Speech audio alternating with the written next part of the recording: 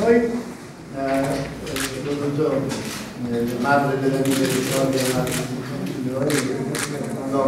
che è un po' particolare, perché normalmente noi preghiamo alla Madonna per asciugare le nostre lacrime, invece qui è Gesù che asciuga le lacrime della Madonna che piange quando vede cose. Per la prima volta che io questo questo è molto, diciamo, particolare per noi, per cui questa diciamo, cappella ha un significato. Sì. Poi l'altare è stato fatto da un motorista italiano. sì, assolutamente.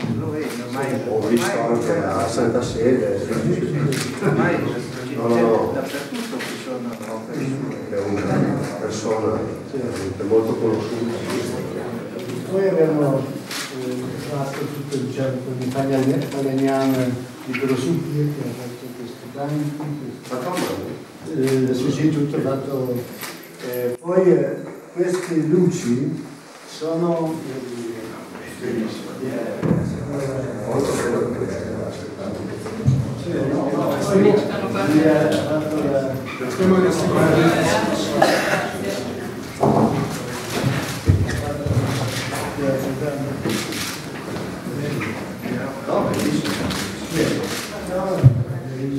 Si userà spesso ogni giorno, poi qui facciamo la messa e poi le suore pregano.